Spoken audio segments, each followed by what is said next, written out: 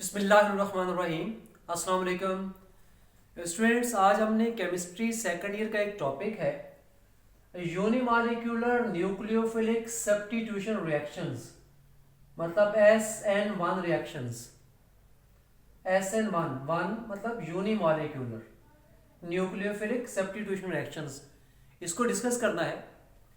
Last lecture में आप लोगों को न्यूक्लियोफिलिक सब्स्टिट्यूशन रिएक्शंस के बारे में काफ़ी डिटेल से बताया था और आपको लास्ट लेक्चर में ये भी बताया था कि ये रिएक्शंस जो है इनके दो मैकेनिज्म होते हैं, एक SN2 मैकेनिज्म है और एक SN1 मैकेनिज्म है।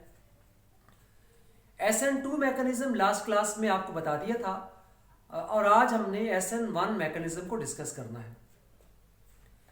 SN1 मैकेनिज्म जो है इसमें रिएक्शन जो है वो दो स्टेप्स में होता है। इससे पहले हमने SN2 रिएक्शन पढ़ा था, SN2 मैकेनिज्म पढ़ा था, जिसमें हमने ये पढ़ा था कि SN2 मैकेनिज्म में रिएक्शन एक स्टेप में होता है, लेकिन आज हम SN1 मैकेनिज्म पढ़ रहे हैं। इसके मुताबिक रिएक्शन जो है कितने स्टेप्स में होता है? दो स्टेप में। किस तरह से दो स्टेप में होता है? ये जो आपके सामने अल्काइल हैलाइड का एक मॉलिक्यूल है, पहले स्टेप में ये मॉलिक्यूल आयोनाइज होता है। जब ये आयोनाइज होता है, इसके आयोनाइज होने से दो तरह के आयंस बनते हैं, एक पॉजिटिव आयन बनते हैं और दूसरे नेगेटिव आयन बनते हैं। पॉजिटिव आयन जो है इसको हम क्या कह रहे हैं? कार्बोनियम आयन, और दूसरा हैलाइड आयन है। और ये अल्काइल हैलाइड मॉलिक्यूल कब आयोनाइज होगा? जब इसको किसी पोलर सॉल्वेंट में हम क्या कर देंगे? डिसॉल्व कर देंगे, तो ये आयोनाइज होगा।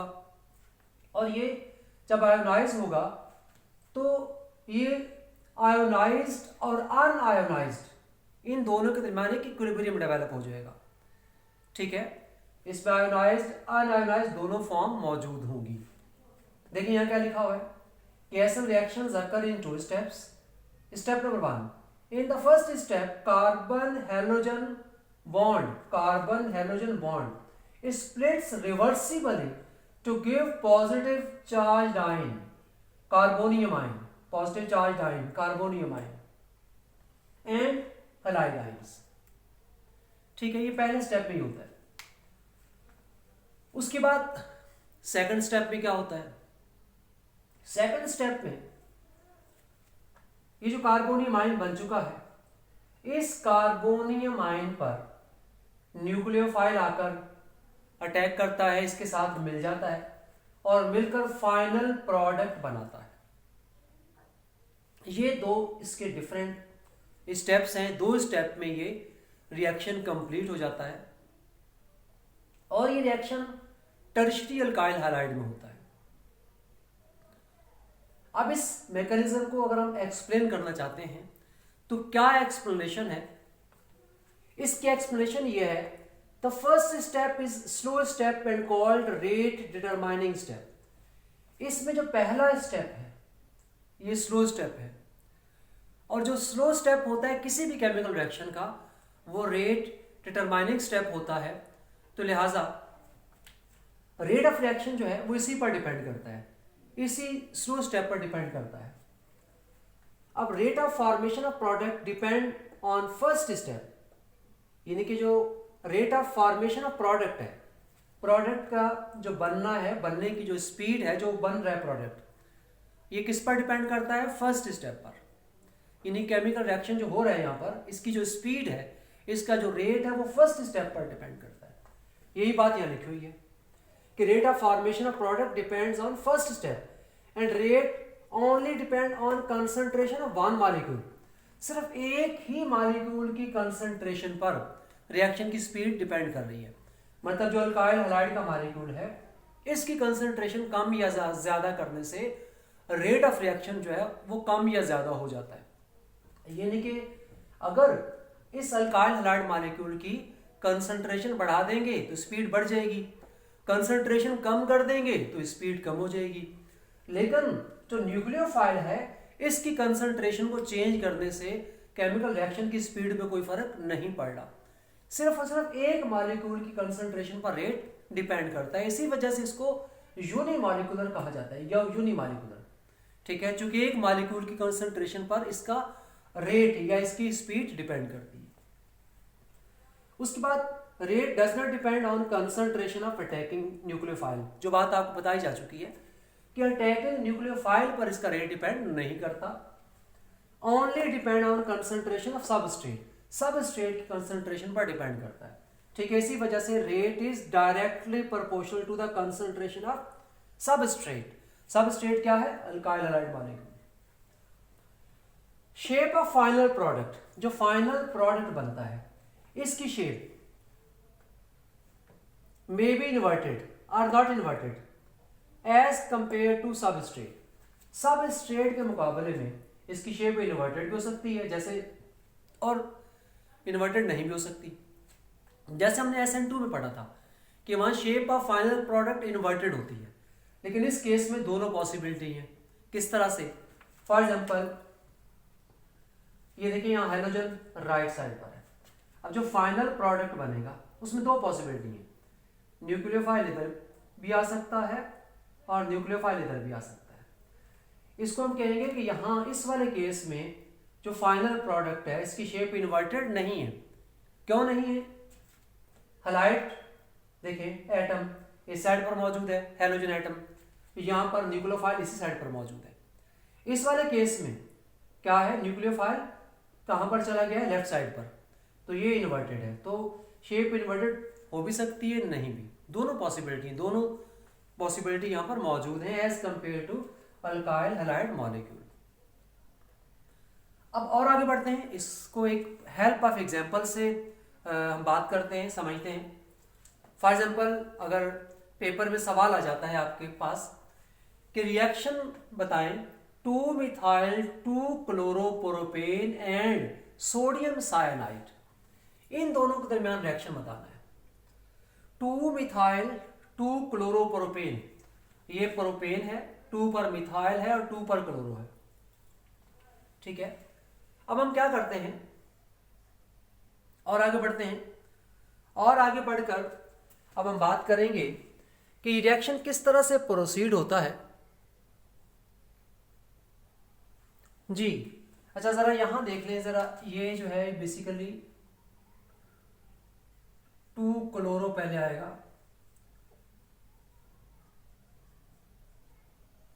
फिर मिथाइल आएगा, ठीक है। 2 क्लोरो 2 मिथाइल प्रोपेन, ये 2 क्लोरो 2 मिथाइल प्रोपेन, ठीक है। और दूसरा क्या है? सोडियम साइनाइड, इसको टर्शरी ब्यूटाइल क्लोराइड भी कह सकते हैं। इसका रिएक्शन किसके साथ हो रहा है? सोडियम साइनाइड के साथ। जब रिएक्शन होता है तो यहां पर मौजूद ये Cl जो है इसको कौन रिप्लेस करता है? साइनाइड, ठीक है। तो Cl यहां से Cl चला जाता है, इसकी जगह Cn आ जाता है, यानी कि Cl निकल जाता है, उसकी जगह कौन आ जाता है? Cn, ये देखिए। और ये Cl और Na मिलकर बनाते हैं NaCl, ये फाइनल प्रोडक्ट है। अब हम देखते हैं कि इसका मैकेनिज्म क्या है।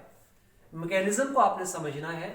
स्टेप नंबर 1 में अभी हमने पढ़ा था कि पहले जो अल्काइल हैलाइड मॉलिक्यूल है, जो सबस्ट्रेट है, वो आयोनाइज होता है, इसको किसी पोलर सॉल्वेंट में डिसॉल्व करते हैं, आयोनाइज होता है। आयोनाइज होने के बाद क्या बनाता है? कार्बोनियम आयन, ठीक है। और हैलोजन आयन इसमें से अलग हो जाता है। उसके बाद और आगे बढ़ते हैं, इस कार्बोनियम आयन पर सेकंड स्टेप में कौन अटैक करते हैं? न्यूक्लियोफाइल, और न्यूक्लियोफाइल क्या है? साइनाइड, ये अटैक करता है और कार्बोनियम आयन पर अटैक करके उसके साथ बॉन्ड बनाकर यहां पर फाइनल प्रोडक्ट बन जाता है।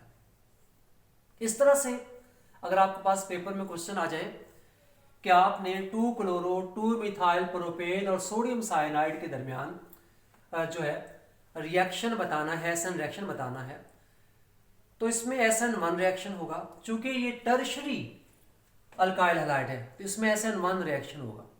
और SN1 रिएक्शन कितने स्टेप्स में? 2 स्टेप्स में। अब 2 स्टेप जब आप यहाँ लिखेंगे तो साथ साथ ये सारी चीजें भी लिखनी होगी, जो यहाँ पर ये सारी बातें लिखी हुई हैं यहाँ पर लिखनी पड़ेंगी। इसी तरह से पूरा जो इसका मैकेनिज्म है उसको भी एक्सप्लेन करना होगा।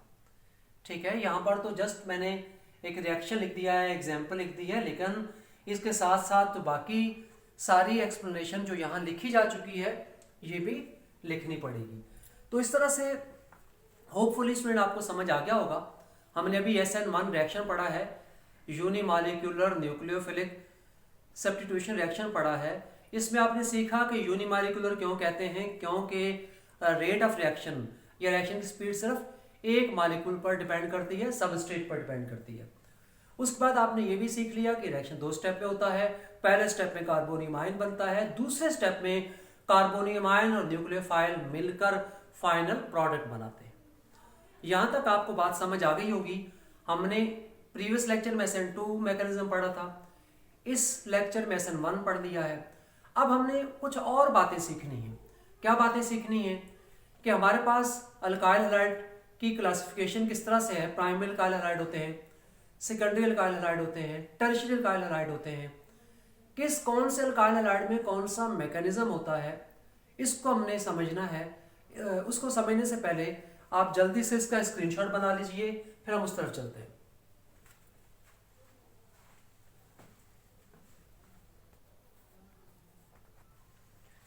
जी स्टूडेंट, अब हम बात करते हैं कि tertiary alkyl halide react by SN1 mechanism. अगर अल्काइल हैलाइड टर्शियरी है तो उसका मैकेनिज्म SN1 होगा और वो 2 स्टेप में होगा। ठीक है, टर्शियरी अल्काइल हैलाइड। और अगर प्राइमरी अल्काइल हैलाइड है तो इसका मैकेनिज्म SN2 होगा और ये रिएक्शन 1 स्टेप में होगा। और अगर सेकेंडरी अल्काइल हैलाइड है, इस केस में दोनों पॉसिबिलिटी हैं, SN1 मैकेनिज्म भी हो सकता है, SN2 भी हो सकता है। डिपेंड करता है कि सॉल्वेंट क्या इस्तेमाल किया है। अगर सॉल्वेंट पोलर इस्तेमाल करेंगे तो SN1 मैकेनिज्म होगा सेकेंडरी अल्काइल हैलाइड में, और अगर सॉल्वेंट नॉन पोलर इस्तेमाल करेंगे तो SN2 मैकेनिज्म होगा, 1 स्टेप रिएक्शन होगा। ठीक है, क्योंकि हमें यहाँ पर इसमें हम कौन सा सॉल्वेंट इस्तेमाल करते हैं, पोलर। ठीक है, पोलर सॉल्वेंट इस्तेमाल करते हैं। चूंकि आयोनाइजेशन करवानी ना इसमें, तो पोलर सॉल्वेंट इस्तेमाल होता है। इसमें आयोनाइजेशन नहीं करवानी तो नॉन पोलर इस्तेमाल होता है। ठीक है, इस वाले केस में सेकेंडरी अल्काइल हैलाइड के केस में अगर पोलर सॉल्वेंट इस्तेमाल कर लोगे तो SN1 मैकेनिज्म हो जाएगा। ठीक है, लिखा हुआ यहाँ पर कि अगर हम क्या करेंगे, पोलर सॉल्वेंट इस्तेमाल करेंगे तो SN1 मैकेनिज्म, नॉन पोलर इस्तेमाल करेंगे तो SN2 मैकेनिज्म। तो इस तरह से आपको पता चल गया कौन से अल्काइल हैलाइड जो है वो कौन सा मैकेनिज्म से रिएक्शन करते हैं। और अब आगे बढ़ते हैं। इसके बाद कुछ और बातें हैं। देखिए, इससे पहले भी आपने सीख लिया था primary, secondary, tertiary alkyl halide क्या होते हैं। तो दोबारा हम बात करते हैं कि प्राइमरी अल्काइल हैलाइड जिसमें कार्बन डायरेक्टली एक कार्बन के साथ अटैच हो, ये प्राइमरी है, और इस कार्बन से 2 कार्बन अटैच हैं, ये सेकेंडरी अल्काइल हैलाइड है और ये टर्शियरी है। ठीक है, उसी बात को हमने रिपीट किया है जो पहले भी आपको बताई जा चुकी है। उसके बाद और आगे बढ़ते हैं। अब बात करते हैं कि कार्बोनियम आयन की स्टेबिलिटी। अगर हम टर्शियरी अल्काइल हैलाइड, इसका कार्बोनियम आयन बनाते हैं, इसका कार्बोनियम आयन, कार्बन के साथ 3 अल्काइल है, तो ये स्टेबल होता है, बहुत ज्यादा स्टेबल होता है। उसके मुकाबले में सेकेंडरी जो है, सेकेंडरी अल्काइल हैलाइड, ये इससे कार्बोनियम आयन बनाते हैं। R2 का मतलब 2 कार्बन है। देखिए, इसका कार्बोनियम आयन इसके मुकाबले में कम स्टेबल होता है, लेस स्टेबल होता है। उसके बाद अगर प्राइमरी पर आ जाए तो ये अनस्टेबल होता है, ये स्टेबल नहीं होता। ठीक है, उससे भी कम मिथाइल रेडिकल है। ये सीक्वेंस इसलिए आपको बताइए तो आपको पता होना चाहिए कौन सा जो कार्बोनियम आयन है ज्यादा स्टेबल है। ये सीक्वेंस MCQs के लिहाज से बहुत इंपॉर्टेंट है, पूछी जा सकती है पेपर में। तो यहां पर याद रखना, ये कार्बोनियम आयन है, स्टेबल है, टर्शियरी वाला, इसी वजह से इसमें क्या होता है, SN1 मैकेनिज्म है। ठीक है, और ये रिएक्शन इस रिएक्शन में हम आयोनाइजेशन करवाते हैं, 2 स्टेप पे करवाते हैं। ये लेस स्टेबल है। ठीक है, कार्बोनियम आयन, इसी वजह से इसमें SN1 भी हो सकता है और SN2, दोनों पॉसिबिलिटी से मौजूद है। और ये चूंकि स्टेबल नहीं है तो इसलिए पॉजिटिव आयन की स्टेबिलिटी नहीं है, इसलिए इसमें SN1 मैकेनिज्म नहीं करवा सकते। ठीक है, तो ये होपफुली आपको यहाँ तक बात समझ आई होगी कि कौन सा अल्काइल हैलाइड होगा तो कौन सा मैकेनिज्म होगा। और आगे बढ़ते हैं इन बातों को समझने के लिए। जरा यहाँ और करना, ये आपके सामने कुछ एग्जांपल्स लिखी हैं आपको समझाने के लिए कि ये आपके सामने क्या लिखा है, प्राइमरी अल्काइल हैलाइड। ठीक है, और ये आपके सामने क्या लिखा है, सेकेंडरी अल्काइल हैलाइड। ये कुछ इसमें इंपॉर्टेंट बातें बतानी है। और ये आपके सामने क्या है, टर्शियरी अल्काइल हैलाइड। ठीक है, ये टर्शियरी ब्यूटाइल क्लोराइड है, राइट। इसमें जरा गौर करें, इसी को अगर हम इस अंदाज से लिखें, इस कार्बन के साथ 3 हाइड्रोजन है, ये देखें 3 हाइड्रोजन, इस कार्बन के साथ भी 3 हाइड्रोजन, ये देखें इस कार्बन के साथ भी 3 हाइड्रोजन है। ठीक है, अब जरा गौर करें, ये टर्शियरी अल्काइल हैलाइड है। अब इस न्यूक्लियोफाइल ने अटैक करना है किस पर, इस कार्बन पर, पॉजिटिव कार्बन पर। कैसे अटैक करेगा, यहां से नहीं आ सकता क्योंकि रास्ते ब्लॉक हैं, यहां से आना मुश्किल है। यहां से नेगेटिव एक दूसरे को रिपेल करते हैं, यहां से तो आ नहीं सकता, इधर से तो आ नहीं सकता, सामने से बैक से आएगा। लेकिन ये बल्कि ग्रुप हैं, बड़े बड़े ग्रुप अटैच हैं, तो इसकी अप्रोच बहुत मुश्किल हो जाएगी, यहां तक पहुंचना बहुत मुश्किल हो जाएगा टर्शियरी अल्काइल हैलाइड के केस में। इसी वजह से डायरेक्ट अटैक पॉसिबल नहीं है, इसी वजह से ये 1 स्टेप रिएक्शन नहीं होता। ठीक है, ये एक और बात आपने सीखी कि इसमें 1 स्टेप रिएक्शन हो ही नहीं सकता, बहुत मुश्किल है। क्योंकि इसमें क्या है कि कार्बन के साथ, जिस कार्बन पर जो पॉजिटिव कार्बन है, जिस पर न्यूक्लियोफाइल ने जाकर अटैक करना है, उस तक न्यूक्लियोफाइल को पहुंचने के लिए रास्ता नहीं। क्यों रास्ता नहीं है, चूंकि यहाँ पर बल्कि ग्रुप अटैच है, ये बल्कि ग्रुप हैं जिन्होंने रास्ते को ब्लॉक किया हुआ है, इसलिए इस तरह से रिएक्शन करवाना मुश्किल है, स्लो हो जाता है बहुत। इसी वजह से क्या करवाते हैं, इसको पहले क्या करते हैं, कार्बोनियम आयन बना लेते हैं। ठीक है, पहले क्या करते हैं, कार्बोनियम आयन बना लेते हैं, इसको आयोनाइज करवा लेते हैं। चलो हम यहाँ देख लेते हैं कि पहले क्या करते हैं, इसको हम क्या करते हैं, कार्बोनियम आयन में कन्वर्ट कर लेते हैं। उसके बाद जब ये कार्बोनियम आयन बन जाता है तो फिर न्यूक्लियोफाइल आकर बड़ी आसानी से इसके साथ रिएक्शन कर लेता है। तो यही वजह है, अगर आपसे पूछा जाए कि भाई टर्शियरी अल्काइल हैलाइड है, ये 1 स्टेप रिएक्शन क्यों नहीं करते, SN2 मैकेनिज्म शो क्यों नहीं करते, तो आप क्या कहेंगे कि ये इसमें न्यूक्लियोफाइल की पॉजिटिव कार्बन के ऊपर डायरेक्ट अप्रोच मुश्किल है, दैट्स वाई इनके अंदर 1 स्टेप रिएक्शन मुश्किल है। जबकि बाकी देखें, इसमें कोई बल्कि ग्रुप मौजूद नहीं है, इस वाले केस में न्यूक्लियोफाइल बड़ी आसानी से यहाँ से जा सकता है, यहाँ से जा सकता है, चूंकि कोई बल्कि ग्रुप नहीं है। इस वाले केस में भी न्यूक्लियोफाइल के लिए रास्ता है, चूंकि ये 2 बल्कि ग्रुप है लेकिन यहाँ हाइड्रोजन है, तो रास्ता आसान है। लेकिन इस वाले केस में जो है मुश्किल है। तो यही वजह है कि इसमें SN1 मैकेनिज्म होता है, इसमें पहले कार्बोनियम आयन बनाना पड़ता है, ये 2 स्टेप में होता है।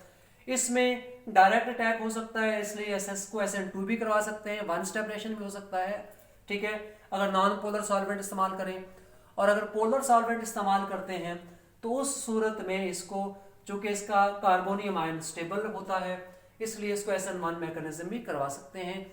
ये कुछ इंपॉर्टेंट बातें हैं जो SN रिएक्शंस के बारे में हैं, होपफुली आपको समझ आ गई होंगी। आप लोगों को सबसे पहले हमने बताया था लास्ट लेक्चर में SN रिएक्शंस क्या होते हैं। अगर आपने उस लेक्चर को नहीं देखा, डायरेक्ट ये लेक्चर देखा है, तो पहले आप उसको देखना पड़ेगा। पहले आप पहले वाले लेक्चर को देख लें जिसमें SN रिएक्शंस क्या होते हैं, उसकी पूरी स्टोरी है, पूरी उसकी एक्सप्लेनेशन है। उसके बाद फिर SN2 रिएक्शंस क्या होते हैं, उसकी पूरी डिटेल है।